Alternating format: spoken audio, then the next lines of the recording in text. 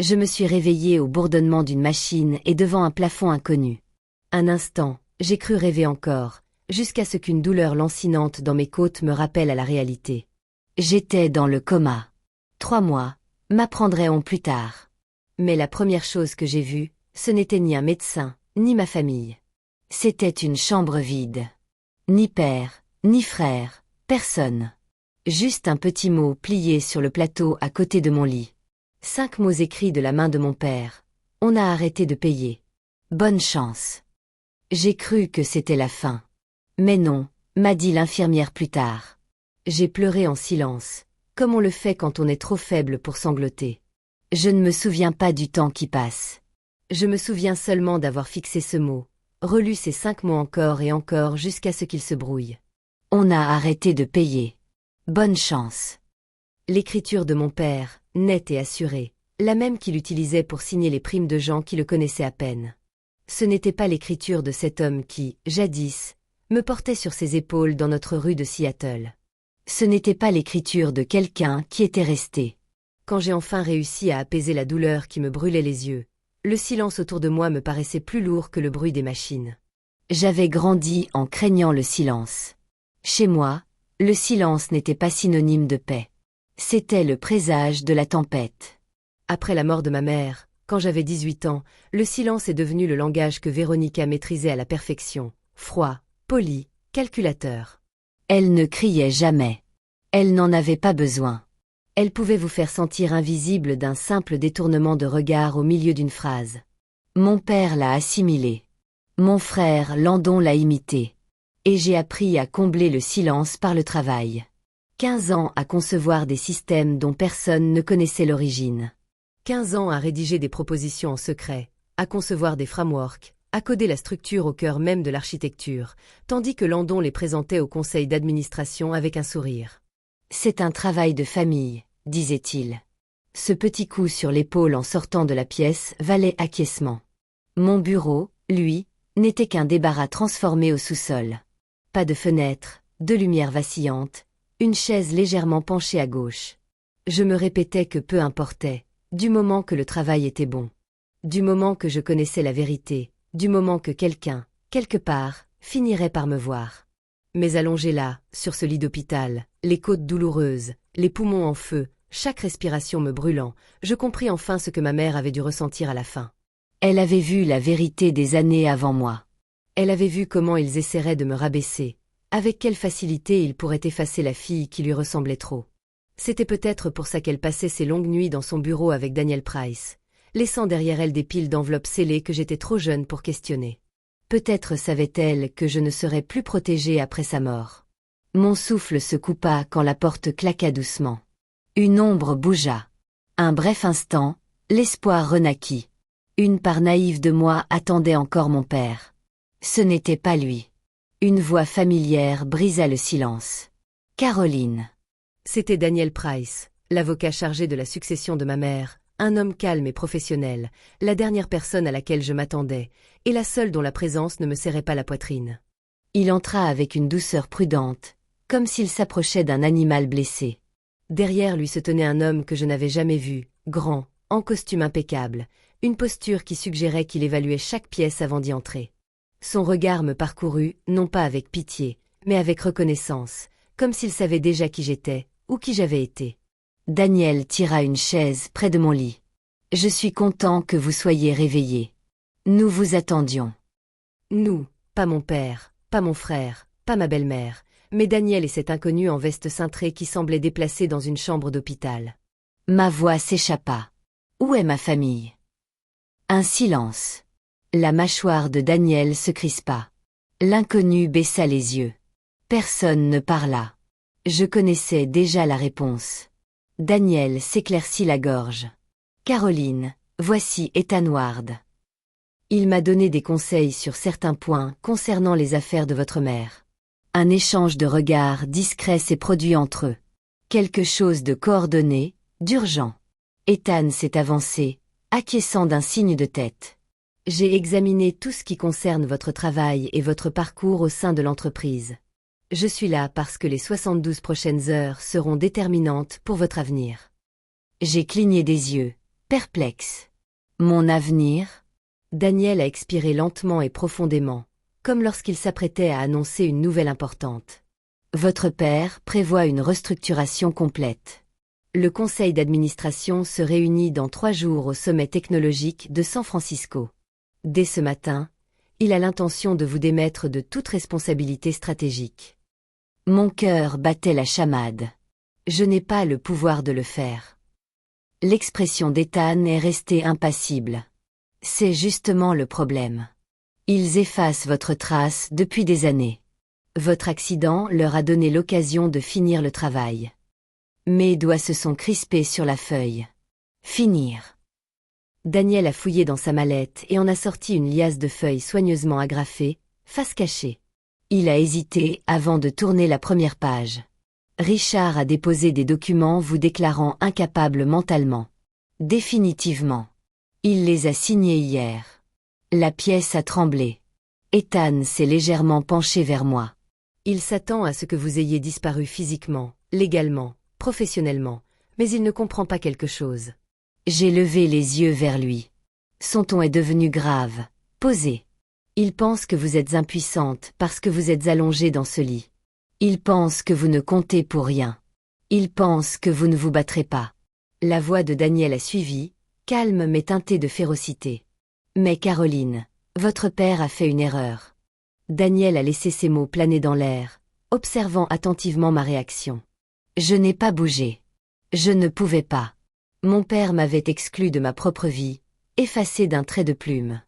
Mais Daniel n'avait pas fini. Il ne vous a pas seulement abandonné, Caroline, a-t-il dit doucement, en vous déclarant incapable alors que vous étiez encore protégée légalement. Il a activé la seule clause laissée par votre mère. J'ai eu le souffle coupé. Clause. Daniel a hoché la tête, ouvrant un fin dossier en cuir. À l'intérieur, quelques feuilles, marquées par le temps et d'une familiarité insoutenable. L'écriture de ma mère, enroulée au bas de l'une d'elles, s'y rapprochait. Elle savait ce qui allait se passer. Il poursuivit. Elle avait vu les choses évoluer avant même de tomber malade. Elle a créé une fiducie, à laquelle votre père n'a jamais eu pleinement accès, et a conditionné son activation à une condition très précise. Ethan s'approcha, la voix calme mais chargée de tension. Abandon pendant une incapacité médicale. Si votre père cessait tout soutien financier alors que vous étiez incapable de défendre vos droits, tous les biens gérés par votre mère vous seraient transférés. Mes côtes me firent de nouveau mal, mais différemment cette fois, comme si quelque chose en moi cherchait à s'embraser. Daniel tapota légèrement les papiers.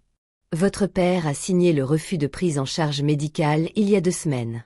Nous avons le mot qu'il a laissé à côté de votre lit. Cela suffit à remplir la condition. Nous avons cessé de payer. Bonne chance. Ces 5 mots qui m'avaient brisé 1 heure plus tôt se recousaient à présent en une épée de Damoclès. Quoi? Des biens que je gérais? Ethan échangea un regard avec Daniel. Puis il répondit sèchement. Près d'1 milliard de dollars d'actifs et de droits de vote liés aux actions de votre mère. La chambre d'hôpital pencha, non pas par faiblesse, mais par lucidité. Pour la première fois depuis mon réveil, je sentis mon dos se redresser contre les oreillers. Mon père pensait m'avoir enterré. Au lieu de cela, il a creusé sa propre tombe. Mais une fiducie n'efface pas les perceptions, poursuivit Ethan. Le conseil d'administration pense que vous êtes toujours la fille du bureau transformé en entrepôt, celle qui fait le travail de l'ombre. Ils n'accepteront pas votre autorité sur la seule base d'une fiducie. Il vous faut des preuves. Il vous faut un plan. Daniel referma le dossier et le remit dans sa mallette. C'est pour ça qu'on est là. Vous avez 72 heures avant le sommet. Si Richard annonce la restructuration, l'annuler sera un cauchemar. Il faut agir maintenant. J'avalai ma salive avec difficulté. Je n'arrive même pas à traverser la pièce. Pas besoin, dit Ethan. Pas encore. Il vous faut juste un accès. Il fouilla dans la poche de sa veste et déposa quelque chose de petit et lourd à côté de moi. Un badge de sécurité, ma photo, mon nom, et un niveau d'autorisation que je n'avais jamais vu de ma vie. Ma mère. Ma voix n'était qu'un murmure. Daniel esquissa un sourire triste. Elle l'avait préparé il y a des années. Elle voulait que tu aies un accès complet le moment venu. Elle te faisait confiance pour faire ce qu'elle n'avait jamais pu faire. Je regardais le badge, ses bords captant la faible lumière de l'hôpital. Je n'étais pas impuissante. Je venais de dormir. La suite donnait sur le centre-ville de San Francisco, les lumières de la ville scintillant comme des signaux d'un autre monde, vivant, indifférent, continuant d'avancer sans moi. Assise au bord du lit, je voyais Ethan connecter son ordinateur portable à un terminal sécurisé installé par Daniel. La lueur de l'écran inonda son visage tandis que des lignes de journaux d'accès et de rapports internes archivés commençaient à affluer. « Ma mère a construit tout ça », murmurai-je. « Chaque ligne, dit Ethan, et elle a laissé chaque porte ouverte pour une seule personne, moi. » Malgré mon épuisement, une oppression me saisit la poitrine. Chagrin, fierté, fureur, le tout entrelacé en un fil froid de détermination. Nous avons tout récupéré. Les relevés de paiement étaient liés au projet que j'avais créé, au brouillon contenant mes métadonnées, aux journaux de tâches prouvant que j'avais terminé des flux de travail que Landon s'était appropriés, et au modèle stratégique correspondant à mes structures originales. Les heures s'écoulaient, le ciel passant du noir au bleu acier. Daniel sortit pour passer des appels, nous laissant, Ethan et moi, dans le bourdonnement des serveurs et une concentration silencieuse. « Tu sais ce qui va se passer quand tu sortiras, n'est-ce pas ?» dit Ethan sans lever les yeux. « Je sais exactement ce qui va se passer. » Il croisa enfin mon regard. « Bien. Ils te sous-estiment depuis des années. Ne leur laisse pas une seconde pour se ressaisir. » Au lever du soleil, les murs de la salle de crise étaient couverts de post-it, d'impressions et de schémas, une chronologie de la trahison, une carte de la vérité. Et au centre, la clause de confiance de ma mère, entourée à l'encre rouge. 72 heures se réduisirent à la préparation, à la coordination et à des moments de silence où je pouvais presque entendre la voix de ma mère. « Ne te laisse pas intimider, Caroline. » Elle me le répétait souvent tard le soir, quand je travaillais tranquillement à son bureau pendant qu'elle codait à côté de moi. Quand on vous efface, vous ne disparaissez pas, vous vous aiguisez. Le matin du sommet, j'étais affûtée comme jamais. Daniel arriva le premier, ajustant sa cravate en entrant. « Les membres du conseil d'administration avec qui nous avons parlé sont prêts, dit-il. Ils ne prendront aucune décision sans votre présence. Richard n'en sait rien. » Bien, dis-je en glissant mon badge dans ma poche. Il ne mérite pas d'avertissement. En bas, le hall de l'hôtel bourdonnait de dirigeants, d'analystes, de journalistes, des gens qui, autrefois, me croisaient sans même me regarder, comme ma famille. Je me frayais un chemin silencieusement à travers la foule, Daniel et Ethan à mes côtés comme de discrets sentinelles. Mais avant d'atteindre le hall principal, quelqu'un nous barra le passage. Un homme grand en uniforme de la marine, le chef de la sécurité du sommet. Son badge, Martin Cole. « Mademoiselle Mercé », dit-il doucement. Daniel se raidit. Ethan plissa les yeux, mais Martin leva la main. « Je ne suis pas là pour vous arrêter, » dit-il. « Je suis là pour vous donner quelque chose. » Il fouilla dans sa veste et me tendit un petit carnet usé, aux pages froissées et couvertes d'une écriture soignée. « Je travaille de nuit, » dit-il. « Pendant des années, je t'ai vu dans ce bâtiment. Tu arrivais tard, tu partais tôt, toujours seul. J'ai pris des notes parce que, bien, quelqu'un aurait dû le faire. Je les ai feuilletées. Date, heure, pièce, observation. La preuve que j'existais dans l'ombre où il m'avait forcé à me cacher. Ton frère était à Aspen le week-end où il prétendait avoir terminé ce projet de défense, poursuivit Martin. Tu étais dans la salle des serveurs pendant 36 heures d'affilée. Je t'ai vu. Ma gorge se serra. Pourquoi, m'aider? Il haussa légèrement les épaules. Parce que je les ai vus te voler assez longtemps. Et parce que ma femme travaille dans ton département RD. Elle dit que l'entreprise ne tient que grâce à ton travail. Je fermai le carnet, sentant le poids de chaque mot. Merci, dis-je d'une voix assurée. Fais-les écouter, dit-il. Certains d'entre nous l'ont toujours su. Il s'écarta et nous continuâmes. Dans le hall principal, mon père se tenait sur scène sous les projecteurs, son sourire sublimant sa posture. Véronica était assise au premier rang, les jambes croisées, une confiance sereine émanant d'elle. Landon rôdait près du podium. Il répétait le discours qu'il avait préparé pour l'annonce de la nouvelle structure de direction par papa. J'attendais derrière le rideau latéral, écoutant l'annonceur prononcer son nom. Et maintenant, notre orateur principal, Richard Mercé. Des applaudissements emplirent la salle. Mon père s'avança. C'était son royaume, son moment. Je montai sur scène. Un murmure d'étonnement parcourut la salle de bal. Le sourire de mon père s'effaça. Véronica porta la main à sa poitrine. Landon devint livide. « Quoi? Que fais-tu ici ?» lança Richard, sa voix rauque dans le micro.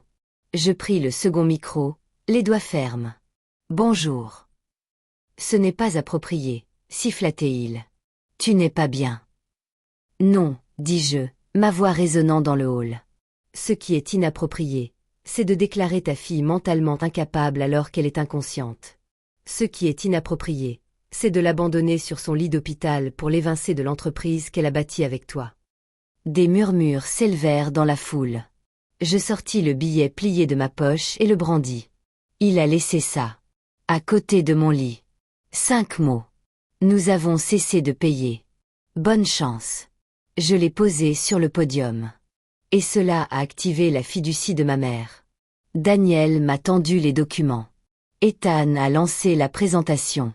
L'écran derrière nous s'est illuminé avec les statuts de la société montrant Julia et comme actionnaire majoritaire. Une deuxième diapositive affichait la clause de fiducie. La troisième, les rapports de mon travail comparés au projet présenté par Landon. Mon père s'est précipité vers le podium. Ces informations sont confidentielles. Non, ai-je dit calmement. C'est vrai. D'autres murmures, des journalistes chuchotant, des membres du conseil se penchant en avant. Puis j'ai ouvert le carnet de Martin, et ceci, ai-je dit, est un document tenu par quelqu'un qui n'a aucun intérêt dans ce combat. Quelqu'un qui a vu tout ce que vous avez essayé d'effacer. J'ai croisé le regard de mon père. Pour la première fois de ma vie, il m'a paru petit. Tu as oublié qui je suis vraiment, ai-je dit doucement. Et ce qu'elle, ma mère, m'a laissé capable de faire. Un membre du conseil s'est levé. J'ai proposé un vote de défiance immédiat. Des mains se sont levées dans la salle. C'était fini en moins de 5 minutes. Mon père resta figé, les yeux rivés au sol, tandis que le conseil le démettait de ses fonctions. Le visage de Véronica se crispa, son assurance l'abandonnant. La bravade de Landon s'effondra complètement. Je reculai du micro tandis que les applaudissements, non plus pour moi, mais pour la vérité enfin révélée. Et pour la première fois depuis mon réveil, je me sentis vivante. Lorsque le conseil leva la séance, la salle se vida lentement, comme si l'on craignait de se déplacer trop vite autour des ruines de ma famille. Richard resta assis au premier rang longtemps après le départ du dernier cadre. Personne ne l'approcha, pas même Véronica. Landon disparut le premier, les épaules voûtées, évitant tous les regards qui le suivaient. Je ne leur adressai pas un mot. Il n'y avait plus rien à dire. Daniel et Ethan m'accompagnèrent dans le couloir silencieux derrière la scène. La tension qui m'avait paralysée pendant des jours commença enfin à se relâcher. Je n'avais pas gagné de bataille. J'avais simplement rendu. Chaque chose à son propriétaire légitime. Le nom de ma mère, mon. Le travail, ma place. Plus tard dans la soirée, le conseil d'administration a convoqué une réunion d'urgence. Ils ont voté la destitution immédiate de Richard, Véronica et Landon de tous leurs postes à responsabilité. Landon a été réaffecté à un poste d'analyste junior, un poste d'entrée de gamme presque identique à celui qu'on m'avait imposé des années auparavant. Peut-être allait-il enfin découvrir ce que signifiait travailler. On m'a proposé le poste de ma mère et le titre qui l'accompagnait. Je n'ai pas fêté ça. J'ai accepté en silence, comme elle l'aurait fait. De retour à Seattle, j'ai fait un dernier détour avant de rentrer chez moi. Ma chambre d'hôpital. Les machines avaient disparu. Les draps étaient propres. Mais le souvenir de m'être réveillée seule m'a serré la gorge un instant. Pourtant, cette fois, la chambre ne me semblait pas vide. Je me suis tenue près de la fenêtre, regardant le ciel couvert s'installer sur la ville que ma mère avait jadis défendue. J'ai réussi, maman, ai-je murmuré. Je nous ai remises à notre place. Et pour la première fois depuis sa mort, je l'ai sentie là, présente, fière, inébranlable. Dans les semaines qui ont suivi, j'ai appris une chose que mon père n'a jamais comprise. Le silence n'est pas une faiblesse. C'est le réceptacle où la vérité puise sa force. Je n'ai pas détruit ma famille. J'ai simplement cessé de les laisser me détruire. Et une fois la poussière retombée, ce qui restait n'était pas la vengeance, mais la restauration. L'héritage de ma mère était là où elle l'avait voulu. Si vous avez déjà lutté pour récupérer ce qui vous appartenait, racontez-moi dans les commentaires. Et si des histoires comme celle-ci vous touchent, abonnez-vous pour ne rien manquer de la suite.